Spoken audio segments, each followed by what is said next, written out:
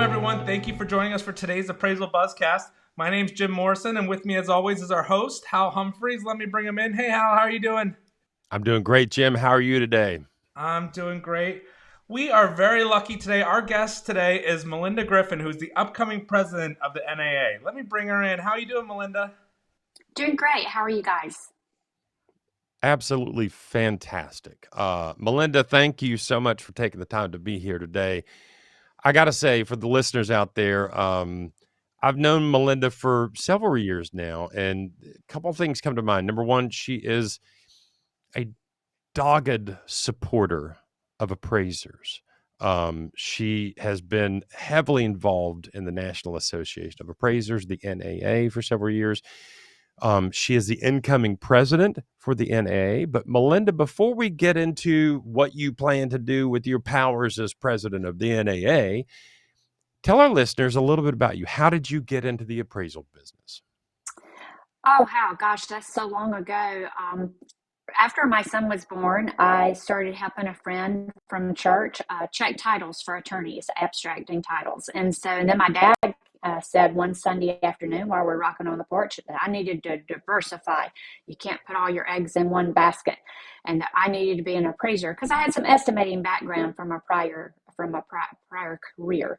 And I said, I don't want to be a realtor because I don't want to work nights and weekends showing houses. And he said, well, I don't think you have to do that anymore. And parents are usually right, Hal. And he was. So I went home, checked it out. And the next weekend, I was driving to Columbia, South Carolina to take the classes. And I did that for about 3 months every weekend. To get the class, because I was back in the day where you had to do everything in person. I'm 32 years and counting. So, but I love what I do. I've been doing it for 32 years here in South Carolina. And as you said, I've been heavily involved with peers, through the South Carolina Professional Appraisers Coalition, SCPAC. For many, many years, and then I have had the privilege and opportunity to work with the NAA as well. And in addition to SCPAC, the NAA, are you involved in any other appraisal-related organizations? Oh, man, I got involved last year heavily with TAFAC, the Appraisal Foundation Advisory Council, and just was elected as the vice chair of that for 2024. And so, I spend a few weekends a year up in DC listening in to sessions with the foundation and helping with ASB and AQB support. Okay, very good. Well, let's do this. This is a good chance to take a break and hear from one of our commercial sponsors, and we'll be right back. LIA Administrators and Insurance Services, serving valuation professionals since 1978. We provide E&O insurance with a commitment to superior customer service, outstanding liability education, and unmatched claim defense, benefiting over 10,000 real estate professionals nationwide. Explore our exclusive appraiser liability education by Peter Christensen and cost-effective seminars designed to foster your growth. Our underwriters, with an average of 26 years of experience each, are dedicated to supporting appraisers. Visit liability.com to discover how LIA can safeguard your business. Welcome back, everyone. You're listening to the Appraisal Buzz. I'm Hal Humphreys, your host, and I'm joined today by my good friend, Malinda Griffin. Malinda is the incoming president of the National Association of Appraisers. Malinda, let's just dive right into it. What are your goals for the NAA under your leadership this year and next? I want to continue the great things that the past presidents have already started, growing the membership, offering quality education through the two conferences that we produce with Appraiser eLearning. And just to help boots on the ground appraisers to be informed, the e-blast that we send out. Because I remember when I started out appraising years ago and there wasn't coalitions and associations, and I felt like the Lone Ranger out there because I'm an independent fee appraiser, and and after, when you start attending the conferences and that kind of thing, you know that you're not the Lone Ranger. You have a network of other people that you can call on if you have a question, or kind of what would you do scenario, because that's important.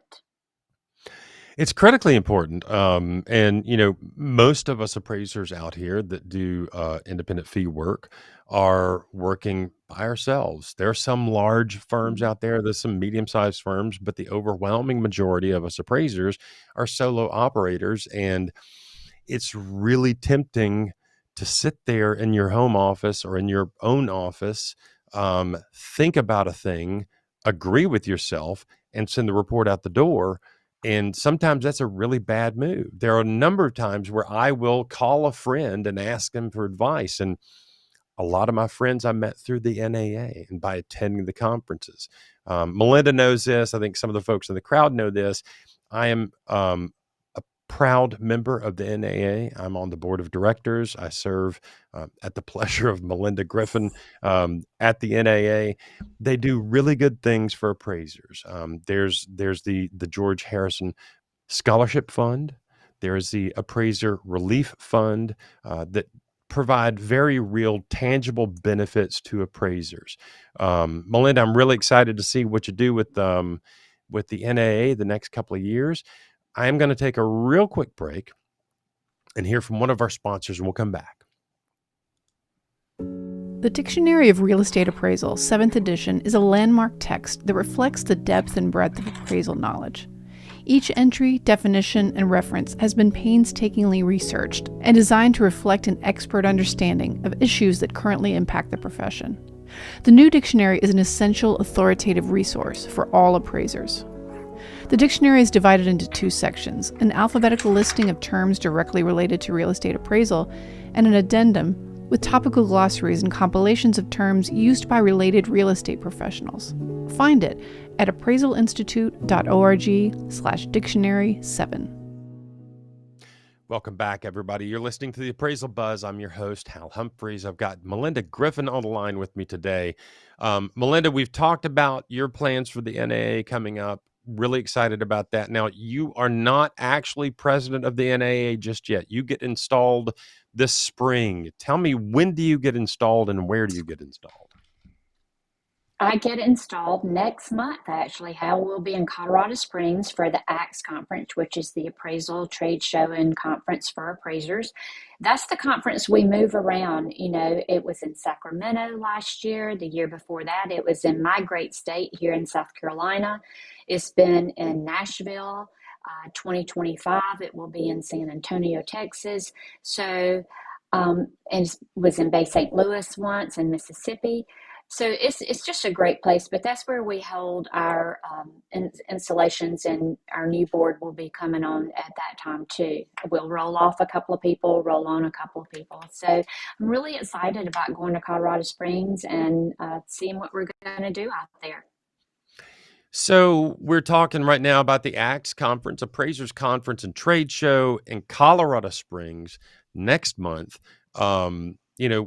Obviously the NAA will be doing some housekeeping stuff with the NAA, but if I'm just an appraiser out there, I'm not a member of the NAA, and I'd like to come check this out, what would I get from it? How would I benefit from coming to that conference? There's a lot of things. For the conference itself, you get 14 hours of CE on Monday and Tuesday, 7 hours each day. On Saturday and Sunday, there's pre-conference stuff going on. The workshop class that Josh Wallet puts out, yeah, that's a great class. I've had it, I think, more than once, but that is a fabulous class. Brian Reynolds will be teaching USPAP. USPAP changed this year. And if you haven't had it yet, I strongly recommend getting it sooner than later. And there's no better place to get it than in Colorado Springs with Brian Reynolds. I love it. So we've got pre-conference continuing education. We've got continuing education for attending the conference for the 2 days of the conference. I'm assuming it's not just going to be all work and nose to the grindstone. No, no, no. You know, we got to have a little bit of fun out there and a little bit of time to network because, that's one thing that's so important for us long rangers, is you need to network. And so we have a opening reception that will have time for that, time to meet. Then you have meet and greets during the day. You have breaks so that you can see sponsors that are attending, vendors with new applications that we're all going to be meeting. But the networking is the thing that made me continue to go after I went the first time. And I'm like, man, this is cool. I'm meeting people. And back in the day, we would exchange business cards. Now we exchange like these little things, QR codes that take you to your information. It's really cool to see technology, grow and become readily available. And it's not just appraisers that are going to be able to benefit from attending this conference.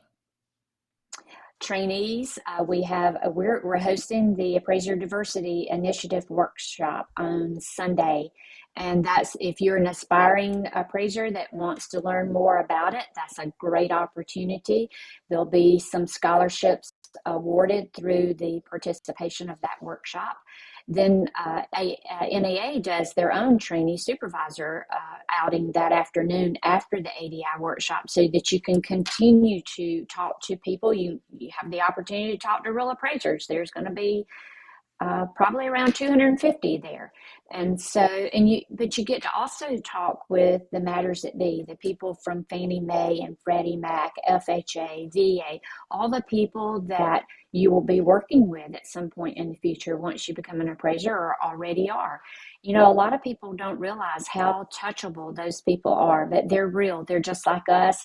Many of them are also boots on the ground. They hold license. They may not be a practicing appraiser anymore, but they still hold a license. I was at an ATA event, Association of Texas Appraisers, a couple of weeks ago, and Scott Reuter was there, and he was taking USPAP just like the other 150, 75 people in the room because he is an appraiser. Yeah. April 20th through 23rd, next month, Colorado Springs Appraisers Conference and Trade Show. I think if you're an appraiser, especially if you're within driving distance, and I know driving distance out west is a lot further than it is here in the Southeast, but if you can, come out to Colorado Springs, join us for the ACTS conference. It is a lot of fun. It is an educational experience. And more importantly, I think it's just a really good chance for appraisers to get together and build that network of people you can call when you have a really hard question. I know that, a lot of appraisers I talk to across the country will say, I was worried about the USPAP thing, but I met so-and-so at this conference and I got their phone number and I was able to call them and ask them a question. It is invaluable for boots on the ground appraisers to go to conferences, and this ACTS conference in the spring is a fantastic chance to do that. Malinda, thank you so much for being here. Any final words you would have for appraisers regarding ACTS? Just be there,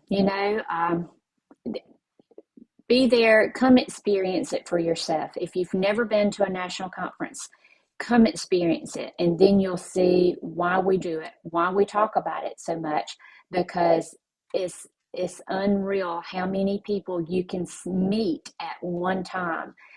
And then, people you hear on Clubhouse, people you hear here or at that you just have only seen on the screen. They're real. They're there. And they want to meet you and network with you as well. Very good. Very good. Thank you, Malinda, again for being here. Jim Morrison, do we by chance have an anonymous appraiser question for Malinda and I to try and tackle today? We do. And before I get into that, if anybody does want to join and they haven't signed up yet, you can go to appraisersconference.net and click the link to register. We'll also put the link in the comments below to make sure we don't lose anyone. I'm really looking forward to it. It's going to be a great show. Our anonymous appraiser question is a little bit complicated, and it may depend on what state you're in to answer. We had an issue with squatters' rights where the landowner died and left their estate to their son who lived on the West Coast. He hadn't done any upkeep on the home or even visited it for years. When he went to sell it, he found out he couldn't because the neighbor had put a fencing on the lot and used it to raise their goats. The courts ruled in favor of the goat owner because they were actively using the land and transferred the title of the lot at $125K, valued at $125K. Is adverse possession something appraisers need to comment on when appraising a property, specifically in the rural where someone might not be using all their land? Wow. This is a proper goat rodeo. All right. So my initial thoughts are this. As appraisers, we are supposed to pay attention to the property when we get out to look at it. One of the things we are supposed to comment on are easements and encroachments. If someone is encroaching upon the subject property, say they've built a fence and they're grazing their goats over there and they're claiming ownership of it, that is something that the appraiser should probably make note of. You need to look at easements and encroachments. That's one of the things that we're supposed to use to identify the property that we're appraising.